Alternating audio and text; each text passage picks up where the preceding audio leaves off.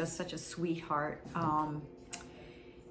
He's older than I am, so I always looked up to him. But then at some point I started to recognize that, he was not progressing in his development in the same way. And so I had to, just love him where he is, where he still is. Dave was in my care for 10 years. And his brother was also in my care for 13 years. And that was at the time that my children were growing up. Then back in 2005, he told us that he wanted to go to a group home. And it became apparent that he really wanted the socialization of other special needs people, even though he loved us and he still came over frequently and we came to see him. He wanted that level of independence, just to be in his own home with other special needs people. So that's kind of where we are today. And he was showing signs of wanting to branch out on his own and be as independent as possible. And at times he wasn't happy, and that was very unusual for him. And so made a few calls and they said, hey, there's an opening in Alta Vista. And at first I felt so deflated, thinking, he doesn't want to live with me anymore. And even though I love him and he loves me, but I think it's sort of a natural progression that people want their own level of independence, and you'll see that with your own children as they grow up. And it's good. So ultimately it's good, but at the time it can not feel too good. And so at first I was concerned, and I wasn't sure of the level of care that he was going to be receiving. And those fears were completely unfounded, because it's been nothing but wonderful. And the people are so caring, and it's like the people that work in the group homes, my experience has been they're doing it out of love, and it really shows. Back in 2005, I worked at the Alta Vista group home, and we were just a group home at the time. And Dave came for the weekend, just a respite. His sister said he needed to get away for a little while. So he came for the weekend. He stayed for the weekend, and then Sunday came and Dave did not want to leave. Fortunately, we had a room open at the time, so Dave has been with us ever since. He needs physical care and, for safety and self-care and all that. And, he needs guidance with what to do. He can't make his own decisions as far as what he wants to do. I mean, he can give his suggestions, but he's not independent in any way, but still has a personality that comes out. I would have to say that it is, that family touch. We really just have that feel where you walk into each home, and I guess the activities that are taking place, and that the staff and the attention to detail that they offer, that is just something that sets us apart, I believe. All my years of coming into a home, I come to the homes, to visit, to just get out of the office, to remind us that the true lives that we do support is just so awesome, to see that in action, and the staff and everything that they do to provide for the activities, from holiday parties to every day, just even painting nails, painting fingernails, having a spa day for the ladies, having karaoke days for the gentlemen, and then going out into the community, serve that population that is more medically fragile. And so that's what sets us apart from a typical community group home. And so an ICF level of care is not quite skilled care, but we offer more of a medical background with our nursing services.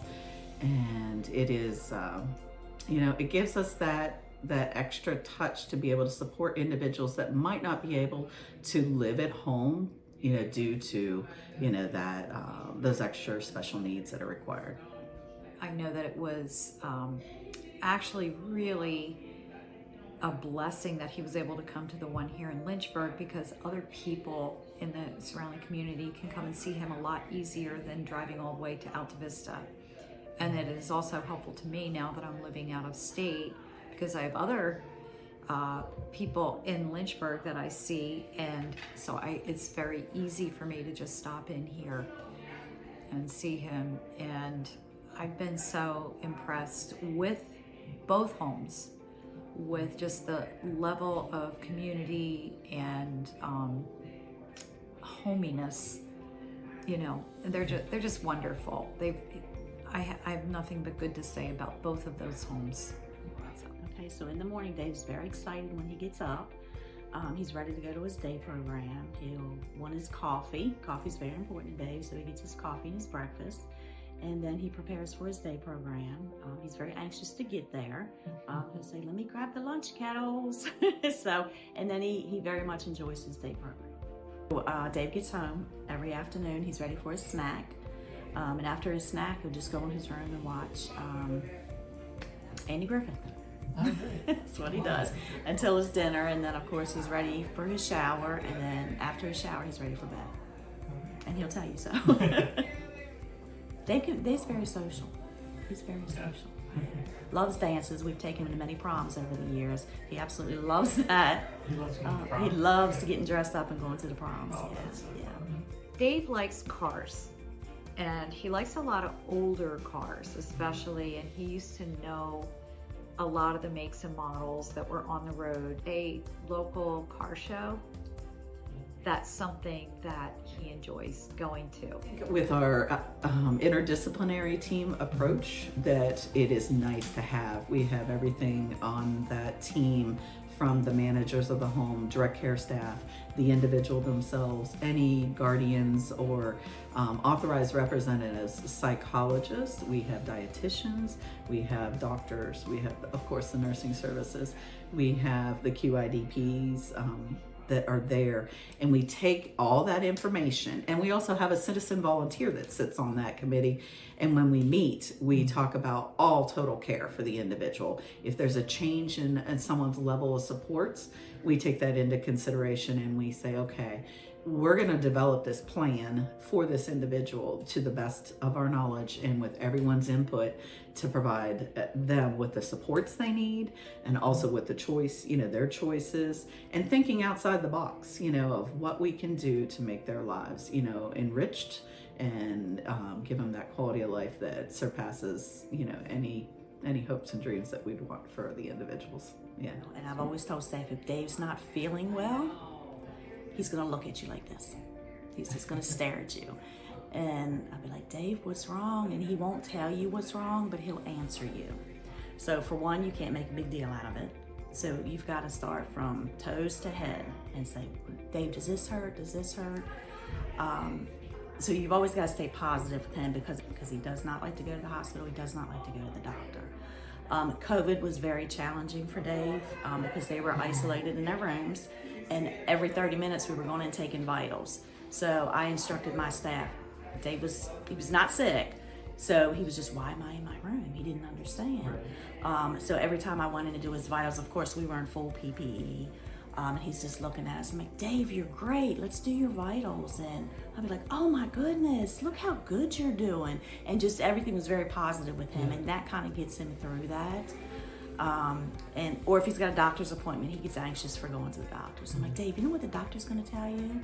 He's going to tell you you're doing so good, and go back to your day program and do everything that you want to do, and drink your coffee." And that keeps him upbeat, because if he thinks there's something wrong with him, he gets very worried. So all the staff, I said, don't make a big deal out of it. Just keep it light. And it gets him through a lot, instead of freaking out because, "Oh, I'm sick." But so that works very well for Dave. You talk to him a lot about TV, because that's his go-to. He loves Andy Griffith. He loves Beverly Hillbillies. So I'll go in his room like, "Oh, Dave, what are you watching?" And last night I went in there and the TV wasn't on. He was just looking at me. I'm like, "Oh, well, what are we going to watch tonight, Dave?" So it's just positive energy, positive communication with Dave. And he responds well, and he likes that. He likes outings. He'll like to go to the mall, you know, and stuff like that, but we always ask him if he wants to go, and sometimes he will, sometimes he won't. And Lockeretta is his Lockeretta is his favorite. He was in the hospital many years ago, and I picked him up, and I said, all right, Dave, what do you want to do? He said, I think lunch. And I'm like, you got it. Where do you want to go?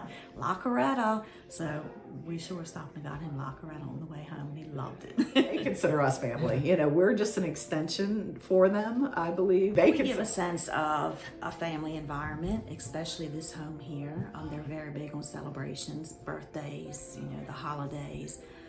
So we just always make it as the home is. It's very family oriented. This is their home. This is what we do. So we make it feel like a home. And Dave gets very excited whether it's his birthday or if it's 4th of July or if it's Christmas or if it's somebody else's birthday. He gets very excited. He wants to participate. So he definitely feels like this is his family. We give a sense of a family. We have this rule that, you know, written or unwritten, that we're with them all the way up until admission and beyond. We try to be there by their side because we're their voice. You know, we're the voice in the hospitals if we can be. You know, we once again relay that information back to the family members. And they want us there. I feel that the family members are like, you know, I can't be there, but can you be there for them? It's tough because it is someone that you've cared for and supported, and they might not have had family that could be here, so you've become their family. And you know, I love what I do. I love our staff. I think that, you know, without them coming in through the rain, the sleet, the snow, the fog, you know, all the inclement weather, all the conditions, and balancing their family lives, you know, it just, you know, without them, you know, where would we be?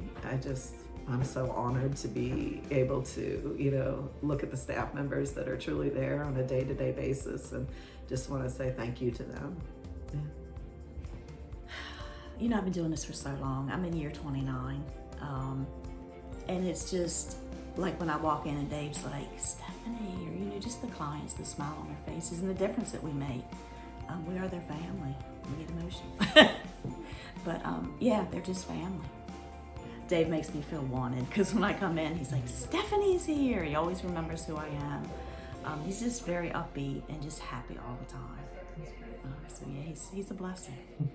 He has been even more social, more talkative, more feeling. He seems like he feels free, you know. So again, I think it's his level of independence, and he has achieved that. And he just seems so happy. I don't know how else to put it. He's just very happy.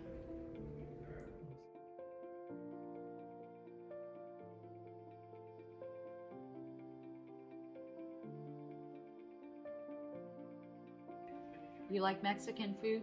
Yeah. You like La Carreta? Yeah. Is that your favorite restaurant to go to? Yeah. Yeah? You like going with me? Yeah. Well, Dave, I've got this here as a camera. Do you want to say hi to the camera? Can you wave and say hi? Hi. Hi. All of your family is going to be able to see this video. Do you want to say hi to your family? Yeah? Say hi, family.